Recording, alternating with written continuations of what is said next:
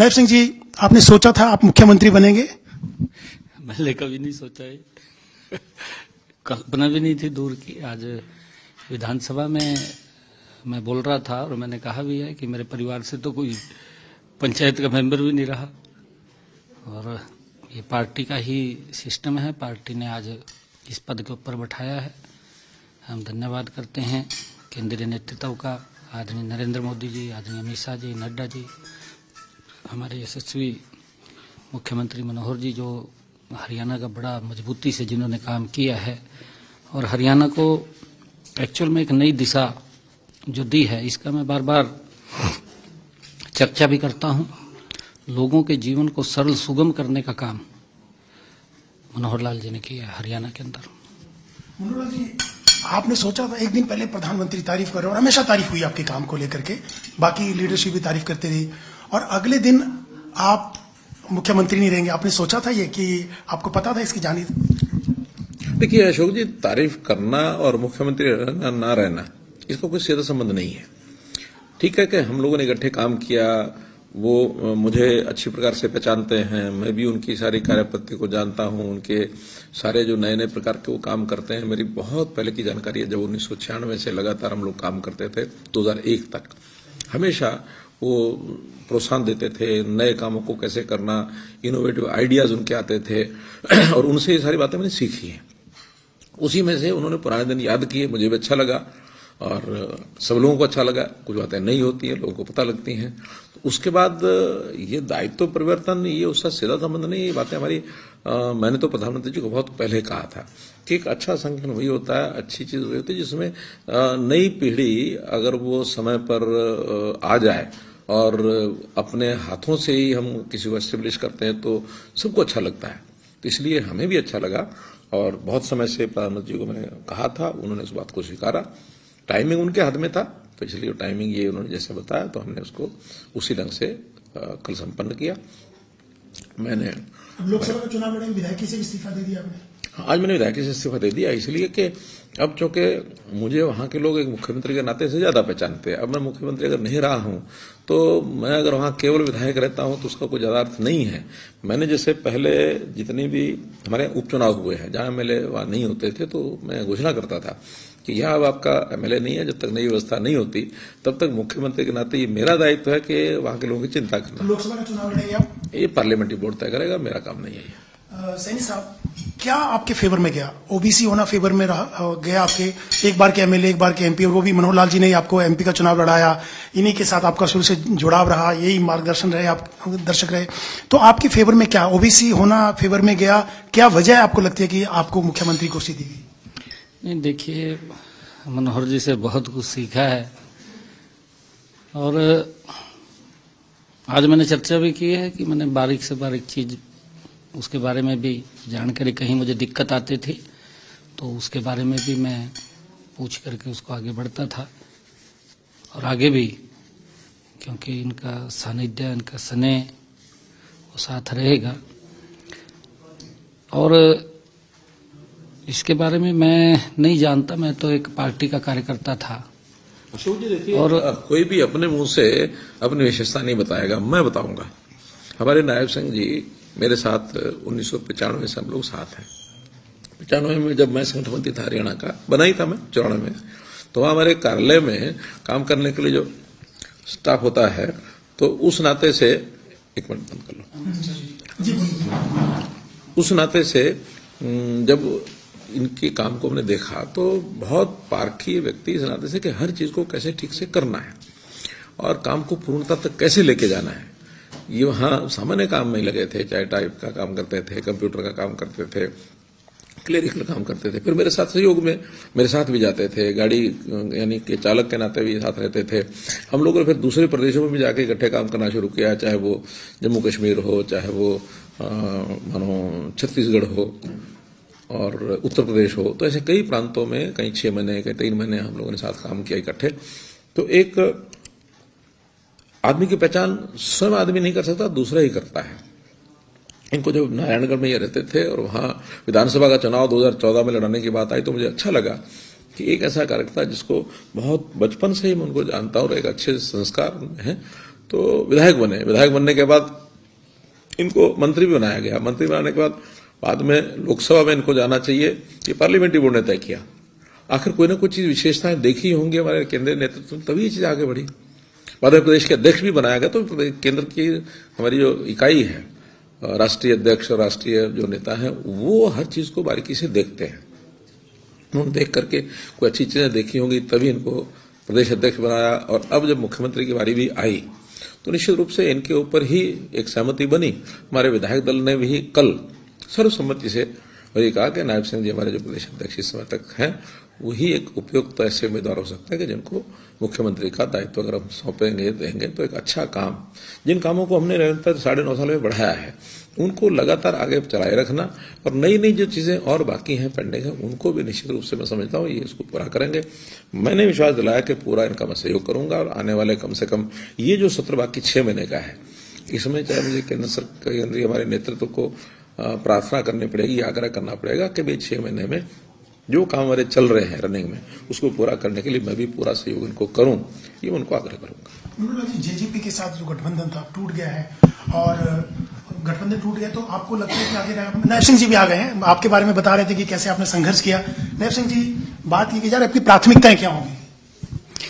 देखिए, बहुत सारे कार्य मैंने कहा है कि मनोहर जी ने सिस्टम को सुधारने के लिए खड़े किए हैं और उस सुधार को आगे बढ़ाने का काम लगातार वो जारी रहेगा। जो मनोहर जी की एक सोच थी और उस सोच का लाभ भी हरियाणा प्रदेश के लोगों को मिल रहा है। अंतिम व्यक्ति तक लाभ पहुंचना, योजनाबद्ध तरीके से पहुंचना, ये इसी के सोच का परिणाम है और उसका लाभ भी हर व्यक्ति को मिल रहा है। उस यात्रा को और आगे बढ़ाना वो मेरी जिम्मेवारी है और समय समय के ऊपर भी जैसा भी और कोई स्टेट के बारे में जो अच्छे कोई विषय आएंगे, उन विषयों को आगे बढ़ाना वो हमारी जिम्मेवारी है। और उस संगठन के अंदर, पार्टी के अंदर बैठ करके उन सब बातों की चर्चा भी होती है, करते भी हैं, किस दिशा के अंदर चलना है उस दिशा के अंदर चलेंगे। मनोहर जी, आपका इतना एक्सपीरियंस है, संगठन का भी, सरकार का भी, ऑलमोस्ट 2 टर्म आपके होने को थे अभी, तो किस ढंग से नायब सिंह जी को आप मदद करने वाले हैं? हालांकि आपने अब इस्तीफा दे दिया विधायकी से, सदन में तो आप नहीं दिखाई देंगे, हरियाणा की राजनीति में आप क्या भूमिका रहेगी? क्योंकि अब सेंटर में भी आप जा सकते हैं, चुनाव लड़ने की खबरें लोकसभा, तो नायब सिंह जी को आप अपने अनुभव का कैसे लाभ देंगे? देखिए, अब क्योंकि मैं हरियाणा से ही संबंध रखता हूं, कल को कोई भूमिका मुझे चाहे हरियाणा की रहे या केंद्र की रहे, उससे फर्क इतना नहीं पड़ता है। होम स्टेट के नाते से हमारा मिलना जुलना भी होगा, समय समय पर हमारी कोई ऑफिशियल मीटिंग होगी उसमें भी मिलेंगे और जब सारी जानकारियों के माध्यम से मुझे लगेगा कहीं अगर मुझे सहयोग करने की आवश्यकता आएगी तो मैं हमेशा इनकी पीठ पर रहूंगा और हरियाणा की जनता को आखिरी क्षण तक, आखिरी दम तक सेवा करना ये मेरा संकल्प है। अंत्योदय की भावना से जो हमने काम आगे शुरू किए हैं को लगातार चलाएंगे और इस विषय की जानकारियां हम सबको, दोनों को इकट्ठे भी हैं, क्योंकि इकट्ठे हमने काम किया तो हम एक दूसरे को समझते भी हैं। हमने किस विषय को लेकर आगे बढ़ना है। जहां तक कार्य पद्धति और सरकारी टेक्निक का विषय होता है, ये सब आदमी सीख जाता है। कुछ जनता सिखा देती है, कुछ हमारी ब्यूरोक्रेसी वो सिखाती है, रासा काम जो है विधानसभा में जो विपक्ष है वो सिखा देता है, तो इसलिए कोई कठिनाई नहीं आएगी। हम भी नए ही थे, अभी ये तो पार्लियामेंट मेंबर भी रहे, पहले से पहले प्रदेश में मंत्री भी रहे। मैं तो जब मुख्यमंत्री बना था तो उस समय केवल विधायक बनकर ही आया था। मोदी जी जब मुख्यमंत्री बने तो विधायक भी नहीं थे। तो ये चीजें सब अपने अभ्यास से धीरे धीरे आ जाती हैं। कहीं करना आदमी का जो मन है वो एक प्रकार से इस भावना का होना चाहिए कि मुझे जनता की सेवा करनी है। हम सत्ता को सेवा के लिए उपयोग करते हैं, सत्ता को भोगने के लिए नहीं करते हैं। हमारा स्कूल ऑफ थॉट जो है वो, उसका एक विचार जो है वो सबके ऊपर, सबके अंदर होता है। आप लोगों को ज्यादा समय लूंगा, 1-2 सवाल हो रहे हैं। नायब सिंह जी, जेजेपी के साथ गठबंधन को लेकर बहुत सवाल उठ रहे थे। पार्टी लीडरशिप ने, स्टेट ने, सेंटर को भी कहा था कई बार कि इनके साथ आगे कंटिन्यू नहीं करना चाहिए, इससे नुकसान होगा। तो आपको लगता है कि ये बहुत पहले हो जाना चाहिए था, अकेले जाने में फायदा होगा कि थोड़ा देर हुई जेजेपी के साथ जो गठबंधन चलेगा? नहीं, देखिए, ये प्रदेश के लोगों की भी और हमारे जो कार्यकर्ता थे उनका भी, क्योंकि सरकार का गठबंधन था, पार्टी का गठबंधन नहीं था।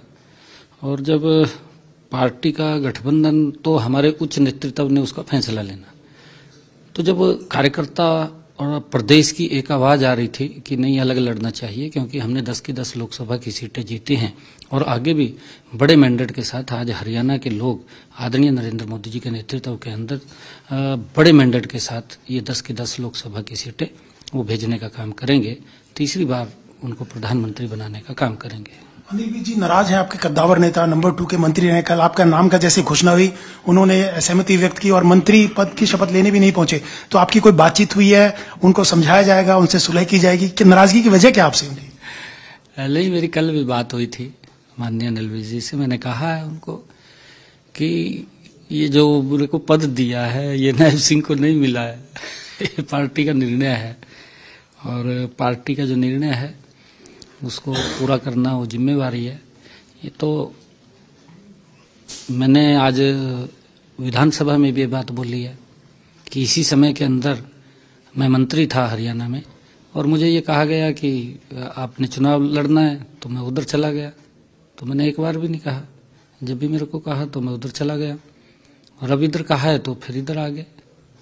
तो मुझे तो ये मालूम भी नहीं था कि मैं यहाँ इस पद के ऊपर आ जाऊंगा। तो मंत्री बनेंगे दोबारा, अनिल विज जी को आप शामिल करेंगे? देखिए, हमारा पार्टी का नेतृत्व सब देखता है और उसके अंदर जो जो नाम आएंगे वो होंगे। मनोहर लाल जी, भूपेंद्र हुड्डा और तमाम कांग्रेस के लोग टारगेट कर रहे हैं कल से कि सरकार ये चेंज जिसलिए रिप्लेस इसलिए किया गया मनोहर लाल जी को, या सरकार का जो हुआ है नया फेस इसलिए लेके आए हैं कि विफलता थी सरकार की, कामयाब नहीं थी, उससे पीछा छुड़वाने के लिए, उसको ढांपने के लिए ये फैसला लिया गया ताकि एंटी इनकम्बेंसी को खत्म किया जाए। और राष्ट्रपति शासन की भूपेंद्र हुड्डा ने मांग की है कि डिसॉल्व किया जाना चाहिए। किस ढंग से देखते हैं? ऐसा कि उनके मन में एक डर बैठा हुआ है और वो डर को छुपा नहीं पा रहे हैं, उसको किसी न किसी रूप में प्रकट करते हैं। उनका मुद्दा तो कोई है नहीं, कोई जनता का ऐसा मुद्दा जिसके कारण से उनको लगता हो कि हमारी सरकार ने कुछ गलत किया हो, ऐसी तो कोई चीज उनको मिलती नहीं है। जब नहीं मिलती है तो पार्टी के इंटरनल फैसलों में कुछ न कुछ अनाप शनाप बोलना ये उनका एक अभ्यास है, उनकी आदत है, जबकि कोई उस बात का लेना देना नहीं होता। ये हर पार्टी के इंटरनल मामले होते हैं। जब हम कांग्रेस के इंटरनल मामलों में कुछ नहीं बोलते हैं, उनको कोई अधिकार नहीं हमारी पार्टी के इंटरनल मामलों में बोले। ये इंटरनल फैसला है कि हम किस आदमी को क्या दायित्व पार्लियामेंट्री बोर्ड तय करता है, फैसला करता है, किसको टिकट देते हैं, किसको नहीं देते हैं। ये सब चीजें हर पार्टी की अपनी अपनी होती है। उनको अपने सीमा में रह करके अगर बोलेंगे तो जनता को ठीक लगेगा। और अगर इस प्रकार से वो आक्षेप करते हुए और ये समझेंगे भी जनता पर इसका कोई प्रभाव जाएगा, उल्टा उनको नुकसान होगा, उनको लाभ नहीं होगा। ये मेरा उनको सलाह है। नायब सिंह जी, आप जाट लैंड माना जाता है हरियाणा, कि जाट डोमिनेट करता है हरियाणा की पॉलिटिक्स को, लेकिन मनोहर लाल जी 2 बार से मुख्यमंत्री रहे, नॉन जाट चेहरा बने पार्टी ने इनको आगे बढ़ाया और सेकंड टर्म में वो ऑलमोस्ट कंप्लीट करने वाले थे। तो आपको लगता है ओबीसी चेहरा दे करके पार्टी की तरफ से जाट वोट बैंक को किस ढंग से आप लोग करेंगे? क्योंकि हमेशा से कहा जाता है कि जाट बीजेपी के उतना नजदीक नहीं है। नहीं, देखिए, भारतीय जनता पार्टी जात पात की राजनीति तो करती नहीं है और ना कभी जात की राजनीति की है। ये राजनीति अगर की है तो कांग्रेस ने की है। कांग्रेस की ये सोच रही है कि जात के अंदर भी आगे सब कास्टों में खड़ा करना। आप देख रहे हैं कितना नीचे तक जाकर के कांग्रेस ने समाज को एक नुकसान पहुंचाया है। और ऐसा नहीं है, जाट आज भी हमारे साथ है, काफी संख्या में जो हमारे साथ जुड़ा हुआ है वो हमारे साथ खड़ा है। ऐसा नहीं, जो कांग्रेस के विचार का है वो कांग्रेस के साथ खड़ा है, हुड्डे के विचार का हुड्डा के साथ खड़ा है, जो आईएनएलडी के साथ है वो आईएनएलडी के साथ खड़ा है, और जो जजपा के साथ है वो जजपा के साथ खड़ा है। हमारे साथ भी है, हमारे साथ भी हमें सपोर्ट करता है। ऐसा नहीं है। आपको लगता है अकेले चुनाव में जाने से बीजेपी को फायदा होगा? क्योंकि लोकसभा के चुनाव सर पर है, उसके बाद विधानसभा के चुनाव है, तो ये जो डिसीजन हुआ है उसका फायदा आपको मिलेगा? नहीं, देखिए, इसके अंदर क्योंकि पीछे 10 की 10 लोकसभा की सीटें हमने जीती और 10 की 10 अब की बार भी बड़े मैंडेट से, क्योंकि प्रदेश के अंदर घूम रहे हैं। और मैंने कहा है कि मनोहर लाल जी ने जो जबरदस्त काम किए हैं, कोई काम छोटे नहीं किए। एक गुड गवर्नेंस का अगर उदाहरण कहीं देखने को मिलता है देश के अंदर, वो हरियाणा के अंदर है। हरियाणा में चाहे ट्रांसफर पॉलिसी हो, नहीं तो चक्कर काटते रहते थे सेक्रेटरीट के, आज कोई दिखाई नहीं देता, घर बैठे ही तबादला हो जाता है नौकरी के लिए, नहीं तो नेताओं के ही चक्कर काटते रहते थे। आज किसी नेता के दर पे जाने की जरूरत नहीं है, घर बैठे ही उसको नौकरी मिल रही है। इस बात को लोग स्वीकार कर रहे हैं, और जब इस बात को स्वीकार करते हैं कि सरकार ने काम किए हैं, तो आज लोगों का ही ये बात है कि अब की बार फिर 10 की 10 सीटें बड़े मैंडेट के साथ नरेंद्र मोदी जी के पास भेजा। आखिरी सवाल मनोहर लाल जी, कहा जा रहा था कि लोकसभा के चुनाव में कुछ सीटों पे जो सर्वे सामने आए इंटरनल बीजेपी के भी, कि कुछ सीटों को लेकर प्रॉब्लम है बीजेपी को हरियाणा स्टेट में, इसलिए सारी चीजें बीजेपी आंकलन कर रही थी। तो आपको लगता है कि जो अब चेंजेस हुए हैं उसका कुछ फायदा बीजेपी को मिलेगा, या पहले से ही आपको लग रहा था कि जैसे आप भी क्लेम करते थे 10 सीटें की 10 सीटें आएगी और तीसरी बार हरियाणा में करते हैं, अभी हम क्लेम करते हैं 10 की 10 आएंगी। अब देखिए हर घटना का ठीक है कोई ना कोई प्रभाव जनता के ऊपर रहता होगा, ऐसा मैंने नहीं कहता कि नहीं रहता होगा, लेकिन ये जो घटनाएं हैं या कोई परिवर्तन है ये एक सिस्टम का एक अटूट अंग है। ये परिवर्तन लगातार शुरू से लेकर आज तक डेमोक्रेसी में नए लोग आते हैं, पुराने लोग बाहर भी निकलते हैं, तो ऐसे अदल बदल भी होते स्थानों के, कि किसी एक पार्टी का एक सिस्टम का ऐसा नहीं, सब पार्टियों के अंदर ये सब होता है। मूल्यांकन भी सब करते ही है, ऐसा नहीं है कि हर आदमी हमेशा अच्छा रहता है।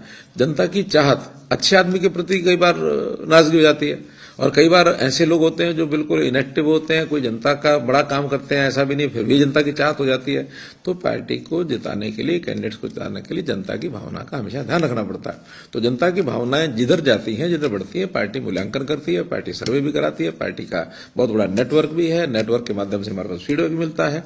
उस फीडबैक के आधार के ऊपर जिताऊ कैंडिडेट पार्टी के विचारधारा में विश्वास रखने वाले और पार्टी निष्ठ जो लोग हैं उनको आगे बढ़ाएंगे। वो पुराने भी हो सकता है, नए भी हो सकते हैं, सब होते हैं।